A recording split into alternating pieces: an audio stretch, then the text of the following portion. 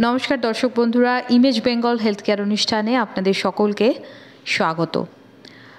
আমরা প্রাপ্তবয়স্ক থেকে প্রৌঢ় বাড়িতে এমন একজন সদস্যকে প্রত্যেকেই দেখি, যিনি হাঁটুতে হোক, কোমরে হোক, গোড়ালিতে হোক, কাঁধে হোক, নানা রকম জয়েন্টের ব্যথায় কোনো না কোনোভাবে কষ্ট পাচ্ছেন। কিন্তু এই ধরনের যে ব্যথাগুলি, সেই ব্যথাগুলির কারণ কী? এই ব্যথাগুলি কিন্তু আমাদের জীবনযাত্রাকে ভীষণভাবে সমস্যার মধ্যে ফেলে দেয়। আর এই জয়েন্টের ব্যথা, এর চিকিৎসা কী, এর কারণ কী এবং এর নিরাময় বা প্রতিকার সম্পর্কে বিস্তারিতভাবে জানতে আজকে আমি এসে উপস্থিত হয়েছি অ্যাপোলো মাল্টি স্পেশালিটি হসপিটালে, এবং আমরা আমাদের মধ্যে পেয়েছি প্রখ্যাত অর্থোপেডিক সার্জন ডক্টর বুদ্ধদেব চট্টোপাধ্যায়কে। ডাক্তারবাবু, প্রথমেই আপনাকে স্বাগত। আপনার চূড়ান্ত ব্যস্ততার মধ্যে আপনি যে আমাদের সময় দিয়েছেন তার জন্য আমার দর্শক বন্ধুদের তরফ থেকে এবং আমি নিজে আপনাকে অনেক ধন্যবাদ জানাচ্ছি। Thank you, no problem. ডাক্তারবাবু, শুরুতে যেটা নিয়ে আমরা বলছি যে ব্যথা, আজকালকার যুগে আমাদের জীবনযাত্রা এরকম হয়ে গেছে, বেশি সময় আমাদের বসে বসে কম্পিউটারে কাজ করতে হয়, একভাবে কাজ করতে হয়। আর বয়সটা কিন্তু এক্ষেত্রে কোনো বাধা নয়, যে কোনো বয়সের মানুষেরই কিন্তু ব্যথাটা একটা বড় সমস্যা। হাঁটু, গোড়ালি, কোমর, পিঠ, নানা রকম জয়েন্টে। প্রথমে শুরুতেই যেটা জানবো যে এই ধরনের যে জয়েন্টে ব্যথাগুলি হচ্ছে, এগুলোর মূল কারণটা কি? আচ্ছা, আপনি যে প্রসঙ্গটা তুলেছেন যে ক্রনিক পেন, এখন এই ব্যাপারটা খুব বৃহৎ, এটা বিশাল বড় একটা সাবজেক্ট। তার কারণ হচ্ছে যে দেখুন, ব্যথা বা যন্ত্রণা হচ্ছে একটা সিমটম, মানে ওটা একটা অসুখের লক্ষণ, ওটা নিজে একটা ঠিক অসুখ নয়। এইবার যন্ত্রণাটা এতই নন স্পেসিফিক যে এটার বহু কারণ আছে। এই যে আপনি বলছেন সারা শরীরে ব্যথা, এটা ব্রডলি আমরা তিন রকমভাবে আমরা ভাবতে পারি। প্রথম হচ্ছে জয়েন্ট পেনস। আচ্ছা, সেটার আবার বিভিন্ন কারণ আছে, যেমন পলিআর্থ্রাইটিস, মানে শরীরের সমস্ত অস্থি সন্ধিতে ইনফ্লামেশন বা যন্ত্রণা, সেটা রুমাটয়েড হচ্ছে একটা ক্লাসিক এক্সাম্পল। আবার অস্টিওআর্থ্রাইটিস সাধারণত আমাদের দেশে হাঁটুর থেকে আক্রান্ত করে, অন্য জায়গায় অতটা হয় না। আবার আরও অনেক রকম আর্থ্রাইটিস আছে, যেমন গাউট বলতে পারেন, আরও অন্য ধরনের মেটাবলিক আর্থ্রাইটিস, এই সমস্ত।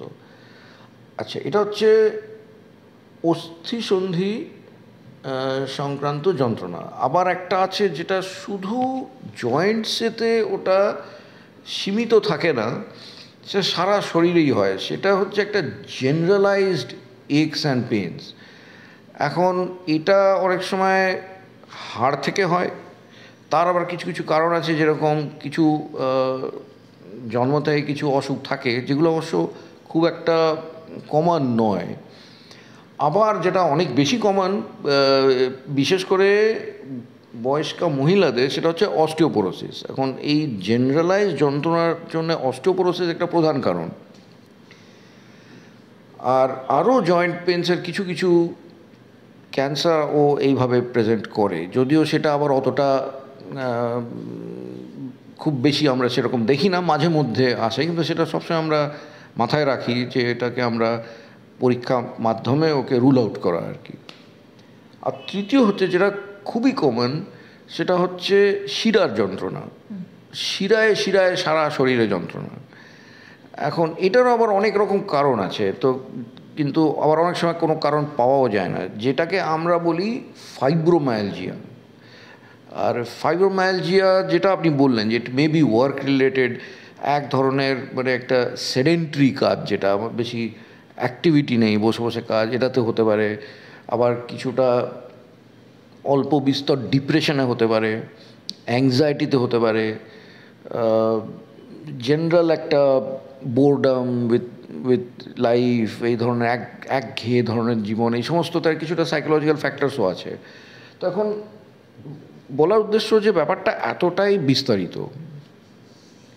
তো আমার মনে হয় মানে কমন যে জিনিসগুলো সেগুলো আমরা একটু আলোচনা করতে পারি, কারণ আনকমন তো বহু বহু জিনিস আছে। তো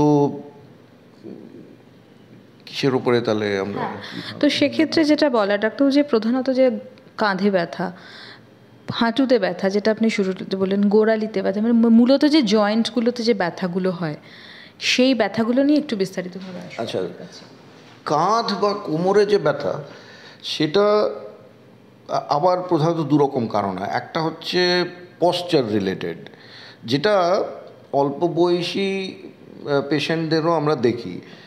সেটা হচ্ছে বসে থাকার বা কাজ করার বা যেটাই যে কোনো অ্যাক্টিভিটির একটা অ্যাবনর্মাল পশ্চার, মানে যেটা হওয়া উচিত ঠিক সেইভাবে না করে অন্যরকম। যেমন সাধারণ ব্যাপার, আপনি একটা ধরুন কম্পিউটার নিয়ে কাজ করছেন, এখন কম্পিউটার যদি আপনার খুব বেশি দূরে থাকে তাহলে সবসময় আপনি হাতটা দিয়ে সেটার দিকে স্ট্রেচ করছেন, তো এই অনেকক্ষণ ধরে এই এক পশ্চারে আপনার শোল্ডার পেন হতে পারে, নেক পেন হতে পারে।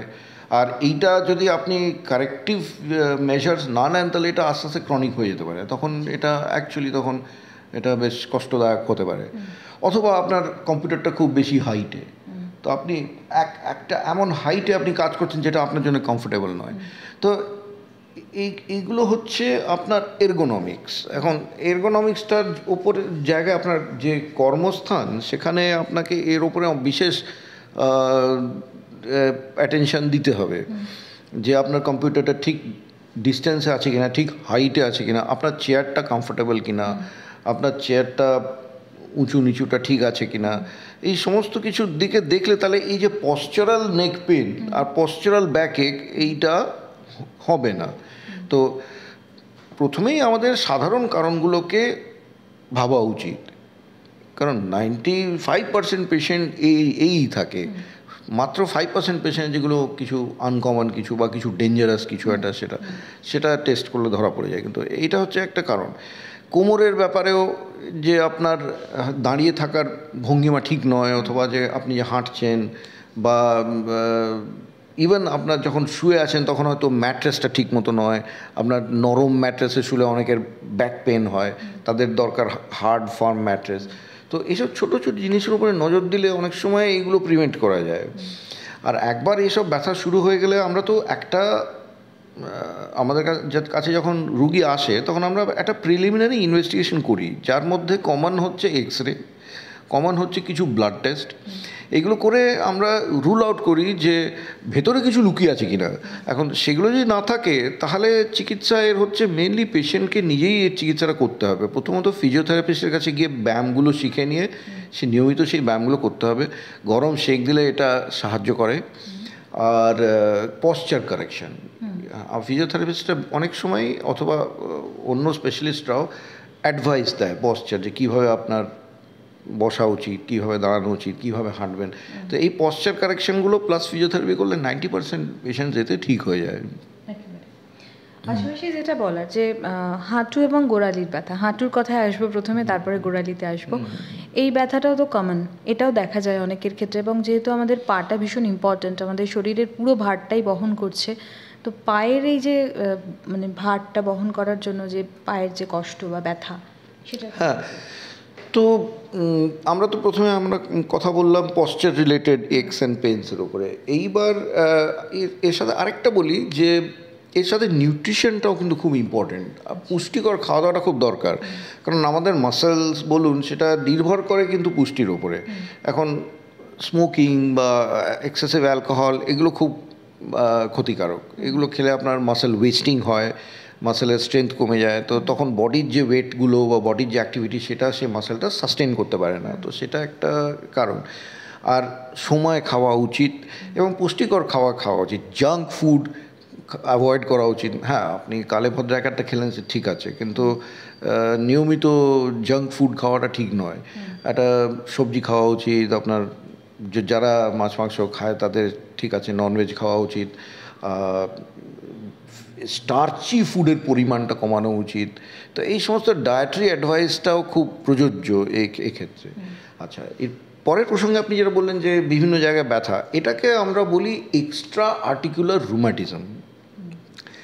এইটা অ্যাকচুয়ালি মানে একটা ব্রড সেন্সে আর্থ্রাইটিসের মধ্যেই পড়ে, কিন্তু আর্থ্রাইটিসটা যেরকম হাঁটুকে মানে অস্থিসন্ধিগুলোকে নষ্ট করে দেয় আর পেশেন্টকে মানে অনেকটাই খুবই বেশি আক্রান্ত করে, এটা অতটা নয়। এটা একটা বলতে পারেন একটা mild form of arthritis, extra articular rheumatism. তার মানে কি, যে যন্ত্রণা হচ্ছে কিন্তু বেশিরভাগ এটা জয়েন্টের বাইরে। যেমন হাঁটুতে ব্যথা হচ্ছে না কিন্তু গোড়ালিতে ব্যথা হচ্ছে, যেমন আপনার কাঁধের মধ্যে ব্যথা হচ্ছে না কিন্তু ঘাড়ের পাশে ব্যথা হচ্ছে। This is called extra articular rheumatism. এর মধ্যে তার মানে বডিতে একটা হালকা আর্থ্রাইটিসের প্রবণতা আছে, কিন্তু সেটা খুব প্রখরভাবে বেরিয়ে আসছে না, আর এটাও খুব কমন। এখন এইগুলো ক্ষেত্রে আমরা খুব একটা লং টার্ম মেডিকেশনে পেশেন্টকে রাখি না। বেশিরভাগই ফিজিওথেরাপি আর কিছু কিছু মোডালিটিস আছে, যেরকম ধরুন আল্ট্রাসাউন্ড, যেরকম ধরুন ইন্টারফিয়ারেন্স থেরাপি, এইগুলোতে এটা অনেকটাই ভালো হয়ে যায়। আর কিছু কিছু কমন সেন্স ট্রিটমেন্ট আছে, যেরকম আপনার গোড়ালিতে ব্যথা হচ্ছে তো আপনি নরম জুতো পরা উচিত, হার্ড জুতো পরাটাকে অ্যাভয়েড করতে হবে, খালি পায়ে হাঁটাটা অ্যাভয়েড করতে হবে। আজকাল সিলিকন মেটেরিয়ালের জেলের মতো অনেক ইনসার্টস পাওয়া যায়, যেটা জুতোর মধ্যে রেখে আপনি হাঁটতে পারেন, তো এগুলো গোড়ালির ব্যথার জন্য এটা খুব এফেক্টিভ। আর একটা কমনলি ব্যথা হয় ঠিক রিস্টের কাছে, ঠিক এরকম জায়গায়, পার্টিকুলারলি মহিলারা এই খুন্তি টুন্তি নাড়ে এভাবে তাদের এইসব ব্যথাগুলো হয়, ওখানেও আল্ট্রাসাউন্ড ভালো কাজ করে। আপনাকে হয়তো একটা রিস্ট ব্যান্ড পরে থাকতে হবে কিছুদিন। যদি আপনি আইডেন্টিফাই করতে পারেন যে কি করলে আপনার কষ্টটা বেশি হচ্ছে, তাহলে সেটাকে অ্যাভয়েড করা উচিত কিছুদিন অন্তত।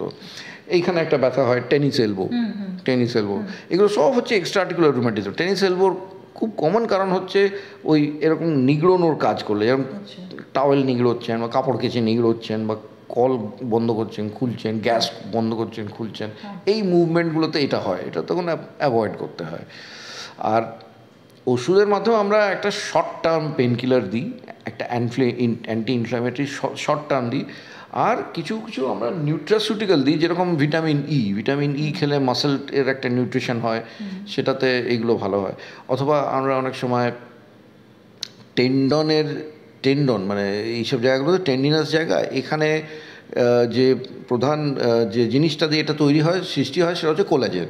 তো এই কোলাজেনকে রিপ্লেস করার জন্য আমরা কিছু কোলাজেন পেপটাইডস দিই, এগুলো কাজ করে। এখন এর বিভিন্ন রকম কোলাজেন হয়, যেরকম জয়েন্টের মধ্যে হচ্ছে টাইপ 2 কোলাজেন, আবার এই টেন্ডনের মধ্যে হচ্ছে টাইপ 1 কোলাজেন। তো এখন যখন জয়েন্টের প্রবলেম হয় তখন আমরা টাইপ 2 কোলাজেন দিই, যখন এখানে সমস্যা হয় তখন টাইপ 1 কোলাজেন দিই। তো এইভাবে কিছু কিছু ট্রিটমেন্ট করা হয়। তবে মূল কথা হচ্ছে এগুলো কোনোটাই খুব একটা সিরিয়াস ব্যাপার নয়, আর এটা চিকিৎসা করলে, আর তার থেকে বেশি গুরুত্বপূর্ণ হচ্ছে কেয়ার নিলে আর ফিজিওথেরাপি করলে এটা ঠিক হয়ে যায়। একেবারে। তো ক্যালসিয়ামের ব্যবহার এখনকার দিনে মানুষের বিভিন্ন সময় হাড়ের সমস্যা দেখা দিচ্ছে, এবং এখন অনেকেই এরকম আছেন যে ব্যথা হলে অনেকে ক্যালসিয়াম মানে ডাক্তারবাবুর সঙ্গে পরামর্শ না করেও নিয়ে থাকেন, তো এটা কতটা সঠিক? হ্যাঁ, এটা আপনি খুব গুরুত্বপূর্ণ একটা প্রসঙ্গ তুলেছেন। ভারতীয় খাওয়া দাওয়া কিন্তু মানে ঐতিহাসিকভাবেই ক্যালসিয়াম ডেফিশিয়েন্ট। হিসেব করে দেখা হয়েছে যে একটি মানুষের 1.5 গ্রাম ক্যালসিয়াম পার ডে প্রয়োজন, যেটা ইউরোপিয়ান ডায়েটে প্রায় পূরণ হয়ে যায়, কারণ ওরা অনেকটাই দুধ আর ডেয়ারি বেস জিনিস বেশি নেয় এবং মাংস এই সমস্ত বেশি নেয়, তা থেকে ওরা চলে আসে। আমাদের দেশে যে ডায়েট তাতে মোটামুটি আমরা 500 মিলিগ্রাম ক্যালসিয়াম পাই, তাহলে আমরা পার ডে 1 গ্রাম ক্যালসিয়াম ডেফিশিয়েন্ট। এটা আস্তে আস্তে বয়স যখন বাড়ে মহিলাদের আরও তাড়াতাড়ি হয়, ধরুন 40-45 বছর বয়সে, পুরুষদের আর একটু পরে হয়তো 60 বছর বয়সে। এই যে অভাবটা হয়, এটা আস্তে আস্তে একটা ক্যালসিয়াম অভাব যে বিল্ড আপ হয়, তখন সেটা প্রকাট হয়। তো তো আমাদেরকে মোটামুটি আমি মহিলাদের বলবো যে 45 বছর বয়সের পরে, অথবা যখন মোটামুটি আপনাদের মেন্সেসটা শেষের দিকে আসছে, তখন একটা ক্যালসিয়াম খাওয়া নিতান্তই দরকারি, জরুরি এটা। আর পুরুষদের 60 বছরের পরে খাওয়া উচিত। তো per day minimum 500 milligram calcium খাওয়া উচিত, প্রেফারেবলি 1 গ্রাম ক্যালসিয়াম পার ডে। এটা হচ্ছে 1 নম্বর। 2 নম্বর হচ্ছে, দেখুন ক্যালসিয়াম যে পদার্থটা আপনি তো গ্রাস করছেন, কিন্তু পেট থেকে ক্যালসিয়ামটাকে তুলে নিয়ে হাড়ে জমা করা বা শরীরের অন্যত্র সেটা কাজে লাগাবার যে প্রক্রিয়াটা, তাতে প্রয়োজন হচ্ছে ভিটামিন ডি। ভিটামিন ডিটা শরীরে গিয়ে কনভার্ট হয়ে দুটো জায়গায় কনভার্ট হয়, একটা লিভারে হয়, একটা কিডনিতে হয়, হয়ে একটা অ্যাক্টিভ এনজাইম তৈরি হয়। এই এনজাইমটা আমাদের ইন্টেস্টাইন থেকে ক্যালসিয়ামটা তুলে ব্লাডের মধ্যে নিয়ে নেয়। এটা হচ্ছে ভিটামিন ডির কাজ। তো ভিটামিন ডিটা ক্যালসিয়ামের সাথে একেবারেই প্রয়োজন, কারণ ভিটামিন ডি না থাকলে আপনার ক্যালসিয়ামটা তো আপনার শরীর থেকে বেরিয়ে চলে যাবে, ব্যাপক মানে কাজে লাগবে না। তো ভিটামিন ডির সবচেয়ে ভালো সোর্স হচ্ছে সূর্য, রৌদ্র। কিন্তু প্যারাডক্সিক্যালি আমাদের দেশে এতটাই প্রখর সূর্যটা যে আমরা বেরোতেই ভয় পাই। আমাদের ম্যাক্সিমাম লোক ওই জন্য রোদ্দুরে থাকে না, রোদ্দুরটা অ্যাভয়েড করে। তো অল অফ আস আর most of us are chronically vitamin D deficient. তো সেই জন্যে আমার মনে হয় একটা কালচার সৃষ্টি করা উচিত যে আমরা কিছুক্ষণ অন্তত রোদ্দুরে থাকি, 1 নম্বর। 2 নম্বর, দুধ এবং দুধ জাতীয় প্রোডাক্ট যেরকম মাখন, ঘি। লোকে বলে ঘি খাওয়া খারাপ, কিন্তু ঘি খাওয়া একেবারেই খারাপ নয়। ঘিটা খুব প্রয়োজনীয় জিনিস। আমার মনে আছে আমাদের তো যে মানে পারম্পরিক যে বাঙালি খাদ্য, যখন তাতে প্রথম পাতে কিন্তু 1 চামচ ঘি দেওয়া হতো। এখন বলা হচ্ছে ঘি খেলে হার্ট অ্যাটাক হবে, হ্যান ত্যান, কিন্তু ঘিটা খাওয়াটা খুব দরকার। ওইটা হচ্ছে ভিটামিন ডির একটা বিশাল একটা সোর্স। তো এই ধরুন, আর অথবা সেরকম না হলে তাহলে আর যেটা বললাম আর কি, মহিলাদের 45-এর পরে আর পুরুষদের 60-এর পরে ক্যালসিয়াম ট্যাবলেট আর ভিটামিন ডি খাওয়া উচিত। যাদের লিভারের সমস্যা অথবা কিডনির সমস্যা, তাদের অসুবিধাটা হচ্ছে কি, যে ভিটামিন ডিটা আপনি যে নিলেন সেটা কিন্তু অ্যাক্টিভেট হচ্ছে না, তো সেই এনজাইমটা তৈরি হচ্ছে না। তো তাদেরকে অ্যাক্টিভেটেড ভিটামিন ডি খাওয়া উচিত, যাদের লিভার বা কিডনির সমস্যা আছে। ডাক্তারবাবু, আমার ঘি প্রসঙ্গে আর একটা প্রশ্ন আছে, সেটা হচ্ছে যে এই যে ঘিয়ের বিষয়ে যে আমাদের নানা রকম ভয়, হার্ট অ্যাটাক, কোলেস্টেরল, লিপিড প্রোফাইলের ভয়, এটার কি পিওরিটি সংক্রান্ত বিষয় নিয়ে আমরা চিন্তা করি বলে?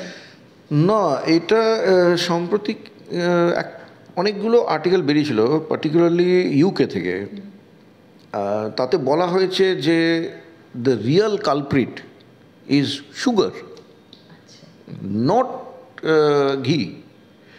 সুগারটা আমাদের বডির মধ্যে কোলেস্টেরলও তৈরি করে, কনভার্ট হয়ে ফ্যাট তৈরি করে, আর্টারির মধ্যে জমা করে। তো আমাদেরকে যথাসম্ভব সুগারটা অ্যাভয়েড করা উচিত। খুব মাপে কমটা আপনি খেতে পারেন, কিন্তু ওটা অ্যাভয়েড করাটাই ভালো আর কি। ঘি থেকে অত বেশি ক্ষতি হয় না। আরেকটা বিষয় ডাক্তারবাবু, যে ব্যথা প্রসঙ্গে যেহেতু আমরা আলোচনা করছি, আমরা অনেক সময় হাড়ের ব্যথা আর পেশির ব্যথা দুটোকে অনেক ক্ষেত্রে গুলিয়ে ফেলি। তো এই দুটোকে বোঝার কি কোনো উপায় রয়েছে? না, আপনি ঠিকই বলেছেন। একজন পেশেন্টের জন্য এইটাকে ডিফারেন্সিয়েট করাটা খুব একটা সহজ নয়। তবে হাড়ের ব্যথাটা অনেক বেশি কষ্টদায়ক, অনেক বেশি ইন্টেন্স। আর ওয়েরাজ মাসেল পেন এটা অতটা কষ্টদায়ক না। মোটামুটি অনেকেই বেঁচে থাকে মাসেল পেন নিয়ে, খুব একটা তাদের অসুবিধা নেই। আর আরেকটা যেটা বলতে পারি, যে মুভমেন্ট করলে যদি ব্যথা হয় তাহলে সেটা হচ্ছে মাসেল পেন, কারণ মাসেলটা কন্ট্র্যাক্ট করছে আর ব্যথা হচ্ছে। লোড নিলে যদি ব্যথা হয়, দাঁড়ালে যদি ব্যথা হয়, বা আপনি হাতে কিছু লোড নিলেন তখন ব্যথা হচ্ছে, সেই লোডিং যে ব্যথাটা সেটা কিন্তু হাড়ের ব্যথা, কারণ বোনটা সেখানে কম্প্রেস হচ্ছে। আচ্ছা ডাক্তার, এবার একটু চিকিৎসা প্রসঙ্গে আসি। যদিও আমরা এতগুলো ব্যথা নিয়ে আপনার কাছে প্রশ্ন করছি, প্রত্যেকটা চিকিৎসায় নিশ্চয়ই আলাদা আলাদা। হ্যাঁ, মানে দেখুন, মূলত আমাদের যেটা একটা খুব আমরা যেটা চেষ্টা করি যে diagnosis, I think diagnosis of the pain is the most important thing. কারণ আপনি যদি ব্যথাটা সোর্সটা আপনি বুঝতে পারেন তাহলে তো ট্রিট করাটা সহজ, কিন্তু সেটা অনেক সময় সহজ হয় না যে ব্যথাটা এক্স্যাক্টলি আসছে কোত্থেকে। তো সেই কারণে আমি প্রথমেই আপনাকে বললাম যে সাবজেক্টটা খুব ভাস্ট, মানে এটাকে একটা অর্গানাইজডভাবে আমরা জিনিসটাকে ওয়ার্ক আপ করি আর কি। যেটা আমি বললাম যে 90% হচ্ছে অতটা খুব সিরিয়াস কারণ নয়, এগুলো এই সহজ উপায়তে ঠিক হয়ে যায়। কিন্তু তাহলেও আমরা কিছু কিছু টেস্ট করি, যেরকম আপনি বললেন, তো আমাদের প্রত্যেক পেশেন্টকেই আমরা একটা ভিটামিন ডি দেখি যে ওটা কি লো আছে কি না। ভিটামিন ডি লো অনেক দিন ধরে থাকলে হয় কি, প্যারাথরমোন আবার বেড়ে যায়। প্যারাথরমোন বেড়ে যাওয়াটাতেও আবার ব্যথাটা অনেক ক্রনিক হয়ে যায়। প্যারাথরমোন কী কাজ করে, যে আপনার হাড় থেকে ক্যালসিয়ামটা ডিজলভ করে ব্লাডের মধ্যে নিয়ে আসে, কারণ ব্লাড ক্যালসিয়ামটাকে মেনটেন রাখতেই হবে যে করেই হোক, নাহলে অনেক রকম সমস্যা শুরু হয়ে যায়। তো প্যারাথরমোন জন্য আমরা চেক করি। প্যারাথরমোন বেশি থাকলে তখন আবার তো সেই পেশেন্টদের আবার ভিটামিন ডি দেখতে হবে। আবার প্যারাথরমোন বেশি থাকার অন্য কারণও আছে, প্যারাথরয়েড টিউমার হলেও হতে পারে, তখন আবার সেদিকে ইনভেস্টিগেট করতে হয়। তো ব্যাপারটা একটু জটিল। তো আর্থ্রাইটিস ও এই ব্যাপারটাও আমরা দেখি, রুমাটয়েড ফ্যাক্টর এই টেস্টটা করে দেখতে হয় যে কোনো আর্থ্রাইটিস লুকিয়ে আছে কিনা। অস্টিও আর্থারাইটিস যেটা খুব সাধারণ জিনিস, সেটা তো এক্স রে দেখলেই বোঝা যায়। তো মানে এটা এই টপিকটা অনেকটাই মানে বিস্তৃত আর কি। তো ব্যাপার হচ্ছে, আমি এতটুকুই বলবো সংক্ষেপে যে আমরা প্রথমে একটা ডায়াগনস্টিক প্রচেষ্টা রাখি, যাতে দেখি যে এটা কি একটা জেনারেলাইজড মানে হার্মলেস একটা ব্যাপার, তাহলে ওই ফিজিওথেরাপি, সামান্য ওষুধ আর পশ্চার অ্যাডজাস্টমেন্ট, লাইফস্টাইল অ্যাডজাস্টমেন্ট এইগুলো করে আমরা দেখি। যদি ইনভেস্টিগেট করতে করতে দেখি যে কোনো বিশেষ একটা ব্যাপার আছে, যেমন আপনি কোমর ব্যথা বলছেন, ঘাড় ব্যথা বলছেন, অনেক সময় এখানে ডিস্ক প্রোল্যাপস হতে পারে। সেটা এক্সরেতে একটা ইঙ্গিত পাওয়া যায়, কিন্তু সঠিক ডায়াগনোসিসের জন্য আবার এমআরআই করতে হয়। তো আমরা তো প্রত্যেক পেশেন্টকে এমআরআই বলি না। যদি তখন প্রথমে যখন হিস্ট্রি নিয়ে বা এক্স রে নিয়ে যদি আমাদের মনে হয় যে হ্যাঁ, এটা ডিস্ক প্রোল্যাপসের একটা বেশ ভালো রকম একটা সম্ভাবনা দেখা দিচ্ছে, তখন আমরা একটা এমআরআই করি। তো এমআরআই তখন ডায়াগনোসিস হয় ডিস্ক প্রোল্যাপস। এবার ডিস্ক প্রোল্যাপসে কী হয়, যে শিরার উপরে চাপ পড়ে, তখন খুব তীব্র যন্ত্রণা হয়। সেটা বেশিরভাগ ক্ষেত্রে আবার ফিজিওথেরাপি, নার্ভ সাপ্রেসিং ওষুধ এই সমস্ততে ঠিক হয়। আবার কিছু কিছু কেসে যেখানে খুবই সিভিয়ার, সেখানে আবার অপারেশন করে ওই শিরাটাকে আবার ফ্রি করে দিতে হয়। নাহলে আবার সেই শিরাটা যদি খারাপ হয়, তাহলে আবার অল্প বিস্তর প্যারালিসিস হওয়ার একটা সম্ভাবনা থাকে।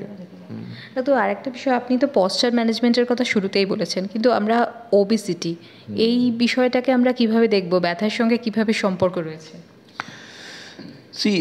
ওবেসিটি আজকের দিনে একটা এপিডেমিক। আর তার কারণ হচ্ছে অ্যাকচুয়ালি তিনটে। একটা হচ্ছে কনজেনিটাল, একটা কনজেনিটাল ঠিক নয়, বলবো ফ্যামিলিয়ার। মানে কিছু কিছু পরিবারে একটা ওবেসিটি থাকে, এখন সেটা নিয়ে সেই রোগীর জন্ম, তাকে আরও কঠিন হয়ে যায় জিনিসটাকে ঠিক করা।